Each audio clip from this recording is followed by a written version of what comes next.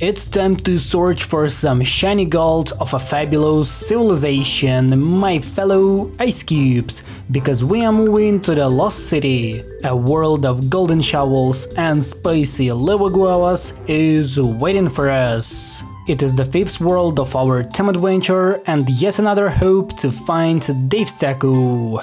Today we will have a lot of fun since the sound production isn't gonna be a problem for us. Without further ado, let's discover some hidden temples. Wow, welcome to the jungle. User Dave, this is no ordinary jungle. A scan of my records indicates that this is a fabulous lost city. Historical texts state that the sun was worshipped here. Resources should be plentiful. Lost City? This is it, Penny! We have found it! Crazy Dave is trying to act like Patrick. What a classic. Where else would I find my lost taco except in a lost city? Maybe in a Mexico? Your continued fixation defines all logic or reason, User Dave. I'm sure it's gonna be one of the best worlds of this challenge, as we will finally be able to plant everything we want to. Day 1. Let's have some fun. If you think that everything went just as I planned because of the large number of sun tiles, then you are overestimating me. You know that I don't search for the easiest ways to beat the levels, so I wanted to deal with all the zombies using only pepper pelts. Everything sounded good on a paper until the large horde of zombies came in and consumed my lovely pepper machine. That is why I had to include the wasabi whip, as its help was invaluable. I didn't expect to see so many zombies on the first level, especially the bucket heads, so I made a huge mistake by taking the pepper pult on it. On day 2, we received even more free sun by digging up some pre-planted red stingers. This allowed me to prepare a good defense line, which was able to hold the parachute rain and a major zombie attack. We were tough nuts to crack. I was doing so well that by the end of the level I managed to plant 2 columns of fire piece. Yet something is wrong about it. We need to find an imposter among them. Usually day 3 is one of the easiest levels of the Lost City. However, not this time. It is still a regular conveyor belt level, but I'm allowed to place only lava guava to defeat the zombies. I spent around 20 minutes trying to beat it without any success, but I didn't want to give up as I knew that there was a way to beat it, especially since I saw the amount of plant food you can get after the second wave. So here is a major tip for all of you who also want to try to beat that level in the same way as I did.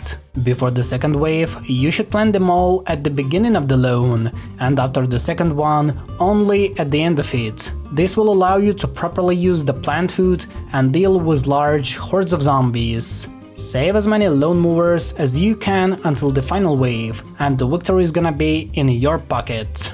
Day 4 is the official day of the Golden Shovel. I can say that the first appearance of the excavator zombie was challenging for me, as most of my fiery dudes are able to deal with such an enemy. Also, I really enjoyed using Pumpkin in this world, as the splint food ability saved me so many times in difficult situations. Put a like on this video for my orange friend.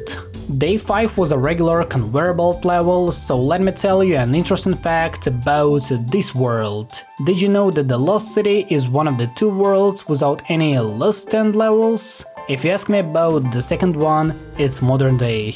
I guess the main reason for that in the case of the Lost City is the mechanics of the gold tiles. However, we still have regular conveyor belt levels which don't contain any gold tiles, so it is still a mystery for me. Let me know in the comments what do you think about it. No time for precautions, we need to place pumpkins. That's what I was thinking about while beating day 6, because I love watching how Jack-o'-lantern fries all the zombies on its path. Also, the green fire is kinda unique to this game, and I wish we also had a purple one, as it's really hot. Nevertheless, I really enjoyed beating this level.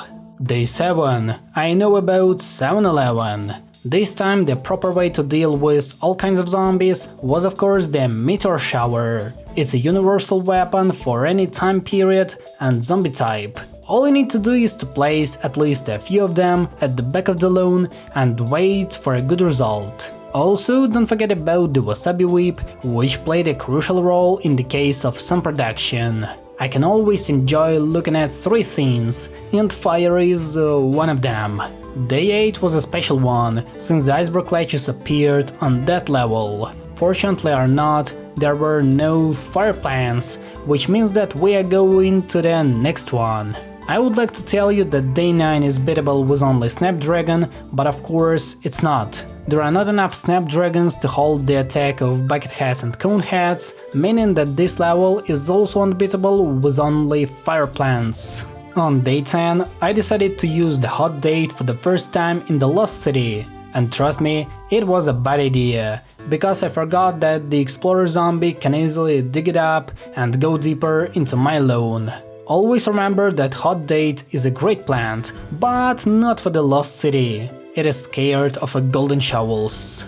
Day 11 is the level of plant diversity. Here I tried to use all the possible ways to deal with zombie spam, especially since bugs were introduced on that level. Pyrewine was a great choice to fry the nearby zombies, while Meteor Flower and Fire Pea worked together to deal with zombies at a long distance. I would also like to show you the final wave, as it was an absolute banger. All the fire plants united to stop the giant bugs from reaching my lawnmowers. 11 pixel zombies out of 10.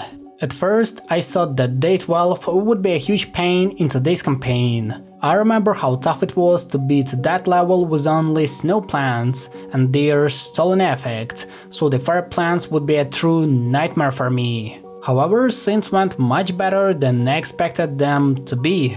The only working strategy to beat that level is to place a wasabi whip on each of the golden tile and stall the gargantuars with some other fire plants for as long as possible. This would give you enough time to grind 5000 suns and successfully finish the level. Day 13 was yet another conveyor belt level, so let me share some of my feelings to build a deeper connection with all of you, my fellow ice cubes. I'm so glad I have all of you, because you helped me to live the life of my dream. I always wanted to sit at home and make videos, lots of videos, because that's my passion and main activity since late 2017. When I was 14, I already knew that I wanted to become a YouTuber and live a free life, because freedom was always an essential thing for me. I never liked school and university because someone built a schedule for me and decided that this activity would be better than one that I prefer. Thanks to all of you for giving me the ability to live a free life. I appreciate that a lot. Nothing much can be said about day 14, except for the fact that I really enjoyed beating the level with some local plants, as I got tired of playing with only fire plants because of their low diversity. Sometimes the levels you don't find interesting for the challenge are the most enjoyable ones. On day 15 I had to protect some AKs and I found nothing better than combining Fire Pea with a classical Pepper Pult. They both did pretty well, as this combination can counter all kinds of zombies from the Lost City. Also, to make sure that my AKs are secured, I planted a jack-o'-lantern for each of them to escape all the possibilities of destroying the endangered plants. What a good level it was. It looks like a treasure map. Let's go in search for the mysterious gold. My analysis suggests that the regions of this map are highly suspect. It has a big red X on it, Penny. When have big red X's ever been bad? Sure, there are no problems about that, Crazy Dave. Isn't SpongeBob SquarePants a proof to you? Day 16 was an epic battle against the Gargantuars. It's hard to say something about this level as it doesn't fit to my rules and the level itself is undeveloped. If it was an attempt to show me how weak the Gargantuars are in the modern game, then yes, it was a good attempt. But honestly, some of the previous mid-levels were much better than this one. Day 17 introduced us to impotents with some bad intentions. They should be destroyed as fast as possible before the zombies start coming out of the tent. Today, it wasn't so hard to deal with them as we've got Jack-o'-lantern, which leaves them no chance to stand on the lawn. Just one tent can be enough to reach your brain, so be aware of such a dangerous enemy. Day 18 was yet another conveyor level for which I didn't prepare anything interesting, so we're going to the next level. Day 19 is a good example of what the lawn can become if only a few tents are able to stay on it. It was hard even for the meteor flowers to fry them all, so I had to use some additional plants like jalapeno to make sure that all of my plants would survive a massive zombie attack. One of the flying bugs was so successful that he brought the zombie to the back of the lawn and activated a lawnmower, but that didn't change anything in terms of our success. However, I didn't receive an additional 10 coins, so my life is ruined. Day 20 was so fast that I couldn't even understand what was happening on the lawn. There were so many bugs, golden shovels and parachutes that it was impossible to deal with them all without the peppermint and inferno. Ironically, fire tornadoes are the only tool I've got now to deal with an insane zombie spam. Day 21 was entirely dedicated to toadstools, one of the best mushrooms in PVZ2. I couldn't imagine my previous challenge without it, so let us enjoy playing with such a fabulous fungi once again, as not too many plants can generate suns after eating the zombies. Day 22 was a chill one, as the only thing I had to do was to press the right buttons at the right moment. You can literally beat this level without placing sun shrooms or even spending suns, as free plants can do everything on their own. Day 23 has once again proved me that I shouldn't try using some simple fire plants to beat the levels at that stage, as fire pea or pepper pult can literally do nothing to dozens of tough zombies on the lawn. Instead, we should put all the effort into placing reliable fire dudes like Wasabi Whip, which can hold a massive zombie attack. The only good way to beat Day 24 is to place Inferno for each lane of the lawn, which will allow you to save your weird flowers from zombie trampling. However, even that doesn't guarantee you that zombies won't reach the red line, so always save some additional suns to place jalapeno or lava guava in a critical situation. Day 25 was also beaten using the Wasabi Whip.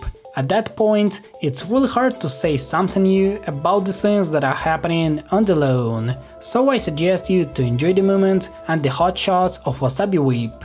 On day 26, I gave another chance to the Blaze Leaf to show itself on a new stage. So what can I say about it? I don't really recommend you to play with it, not only at this stage, but also forget about its existence for the rest of the game. Just show me the person who drew it. I understand the appearance of such a plant in Chinese PVZ2, as it was pretty weird since the release of the game, but it's not okay for the international PVZ2. Frostbonnet became my new disappointment on day 27, as it's not even able to defeat the basic Conehead. Like, I'm not asking a lot, I just want to see a good plant for its price of 175 suns, especially since it's not achievable in the adventure mode. I could literally sell a basic Snapdragon with the same success, but Snapdragon has at least a cool design and a unique vibe, while Frostbonnet just exists. I'm not really happy with all that stuff happening in our favorite game over the past 3 years.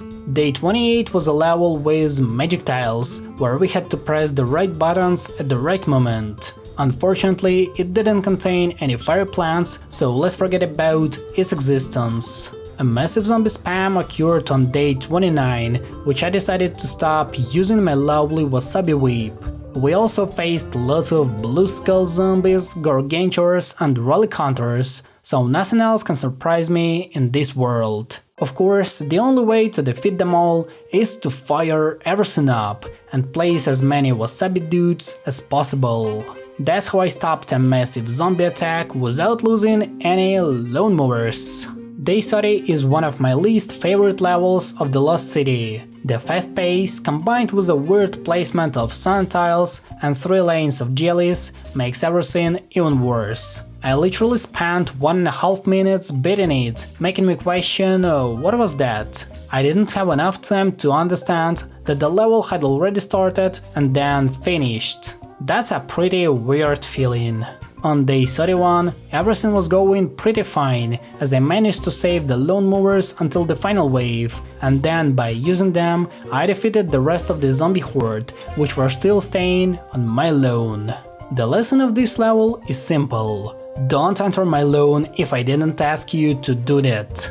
Do not think to usurp our discovery of the fabled Lost City. I and my zombies have already submitted our finds to the eminent Journal of the Missing and Mislaid. We will publish and you will perish. Not this time, Dr. Zomboss, we will easily defeat you. So, day 32 didn't contain any fiery plants, meaning it was just a usual battle with Dr. Zomboss that lasted only 4 minutes. All the discovering and still no taco. The search will no doubt continue. User Dave, my discovery remains intact. The taco is still unfound, and your brains will certainly one day be mine. Oh, anyway, the key is mine, which means that we are moving to the far future. Another 25 levels are waiting for us, but this time in the year 2323.